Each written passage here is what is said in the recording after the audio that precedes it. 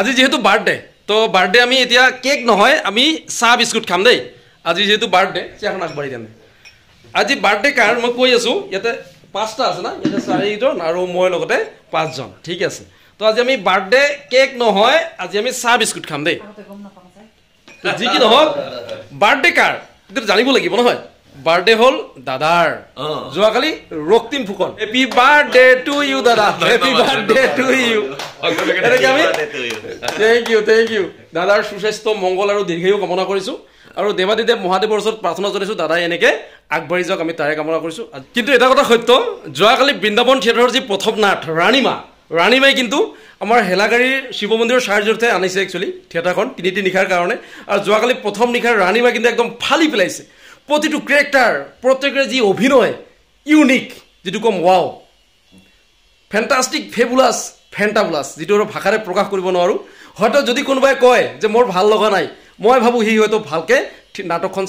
চোৱা ইচ্ছা নাছিল ইমানেই ধুনীয়া লাগিছে মই আজি একদম বুকু ফুলাই ডাঠকৈ কৈছোঁ হে নাটক চালে এনেকুৱা চাব লাগে নাজানো আজি কি হ'ব আজি বৃন্দাবন থিয়েটাৰৰ দ্বিতীয় নিশা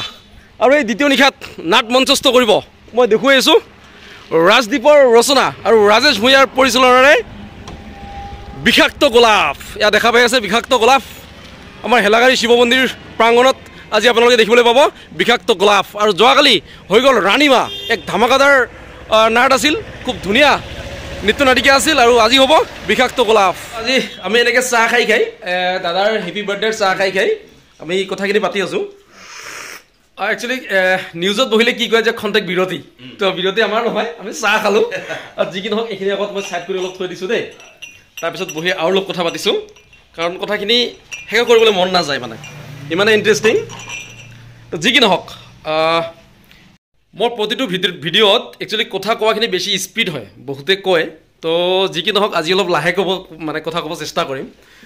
তো আজি মই কেইগৰাকীমান ব্যক্তিক আপোনালোকৰ আগত চিনাকি কৰাই দিম হয়তো বহুতে যোৱাকালি আমাৰ বৃন্দাবন থিয়েটাৰৰ যি ৰাণীমা নাটখন চাইছে তেখেতসকলে হয়তো নিশ্চয় চিনি পাব আৰু মই আপোনালোকৰ পৰা কমেণ্ট বিচাৰিম যিসকলে চিনি পাইছে ভালকৈ জনাম এই যে দাদাক মই দেখুৱাইছোঁ নমস্কাৰ দাদাই কালি কি ৰোল কৰিছিল আপোনালোকে যদি পাৰে কমেণ্টত জনাই দিব ঠিক আছে আৰু ইয়াত দাদাক দেখুৱাইছোঁ দাদা কি নাম আছিল নমস্কাৰ মোৰ অমিত কৌশিক পাঠশালাত ঘৰ আচ্ছা দাদাই কোনটো ৰোল কৰিছিল আপোনালোকে এবাৰ কমেণ্টত জনাবচোন যদি কোনোবাই জানি থাকে আৰু দাদা আছে দাদাৰ নামটো কি আছিল নমস্কাৰ মোৰ নাম বিশ্বদেৱ ডেকা মোৰ ঘৰ মৰিগাঁৱত আচ্ছা কালি কিন্তু শম্ভু ৰোল কৰিছিল কিন্তু কোনখিনিত মানে আছিল আপোনালোকে এবাৰ পাৰিলে কমেণ্টত জনাব আৰু চবতকৈ ইণ্টাৰেষ্টিং মানে হয়তো কালি যাৰ ভইচ একদম মানে কপাই দিছিল আমাৰ বৃন্দাবন থিয়েটাৰৰ যি ৰাণীমা নাট ঠিক আছে এইগৰাকী ব্যক্তিক মই আপোনালোকৰ চিনাকি কৰাই দিছোঁ এয়া দাদা নমস্কাৰ মই নিৰ্মল দত্ত মোৰ ঘৰ নলবাৰী ৰক্তিম ফুকন মই আৰু ৰৈ থাকিব নোৱাৰিলোঁ কৈয়ে দিলোঁ যি কি নহওক কালি নাটখন চাই আপোনালোকে কেনেকুৱা পাইছে এবাৰ জনাব আৰু লগতে আজি এখেতসকলৰ পৰা দুই এষাৰ কথা মই জানিব বিচাৰিম জীৱনত বহুত সমস্যা থাকে কিন্তু যেতিয়া নাটকখন কৰে তেতিয়া কিন্তু সব 3 ঘণ্টাৰ কাৰণে অফ আৰু ইয়াত দাদা ৰক্তিম ফুকন ৰক্তিম ৰঞ্জন কিন্তু কথাটো হ'ল কালি আপোনালোকে যিটো ৰূপ দেখিছে দাদাৰ ময়ো ভাবিছিলোঁ যেতিয়া লগ পোৱা নাছিলোঁ ভাবিছিলোঁ দাদা কিমান খঙাল মানুহ হ'ব কিমান কঠোৰ মানুহ হ'ব কিন্তু আজি লগ পাইছোঁ একেবাৰে সহজ সৰল মানুহ কিন্তু এইবিলাক অভিনয় হয় দাদা হয় হয় দাদাই আৰু এই এখেত দুইগৰাকী দাদাই আমাৰ ঘৰত থাকিবলৈ লৈছে মানে যিহেতু থিয়েটাৰত থাকিব লাগিব ক'তবা আমি যেনেকৈ নহওক অলপ সুবিধা দিছোঁ দাদাই ভাল পাইছে বেয়া পাইছে মই নাজানো কিন্তু ভাগ্য ভাল এই দাদাহঁত আহি পাইছে আৰু দুজন তো মই ৰাস্তাৰ পৰা দেখিয়ে মাতিলোঁ মানে আপুনি কিমান দিনৰ পৰা দাদা লাগি আছে এই নাট্য জগতত থিয়েটাৰলৈ আহিলোঁ 97ত 97ৰ পৰা এইফালে 3 বছৰ এইফালে 24 25 27 বছৰ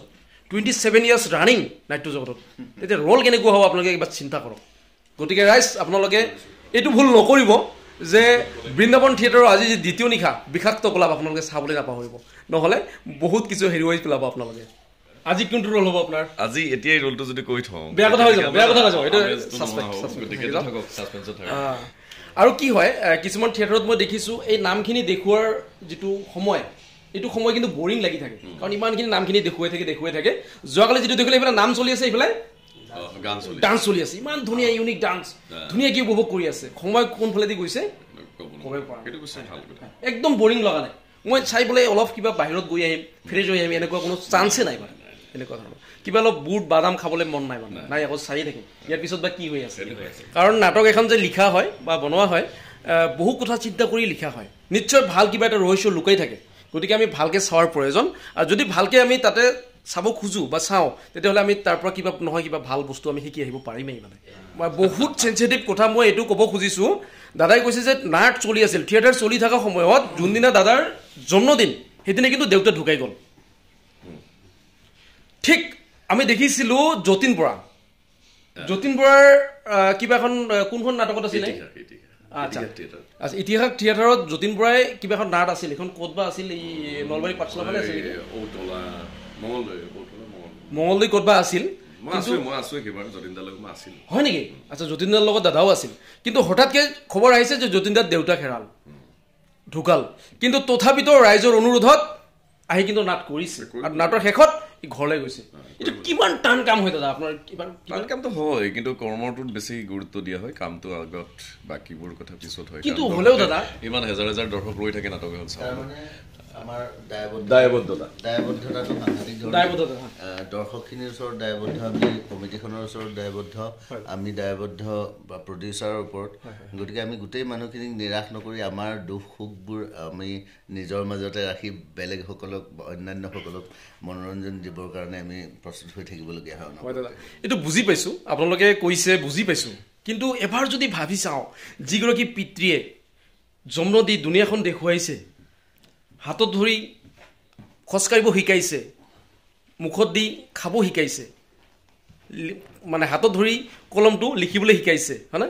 আজি ইমানখিনি শিকাইছে ইমান কষ্ট কৰাৰ পিছতো যোনদিনা দেউতাই হেৰুৱাই ইদিনা আমি তেখেতসকলে ভালকৈ সময় দিব নোৱাৰে দেউতাৰ অন্তিম সংস্কাৰৰ কাৰণে তো গতিকে চবতকৈ ডাঙৰ কথা এয়াই হ'ল অভিনয় গতিকে ৰাইজ আপোনালোকে আজি ভিডিঅ'টো কেনেকুৱা পালে এবাৰ জনাব আৰু লগতে তেখেতসকলৰ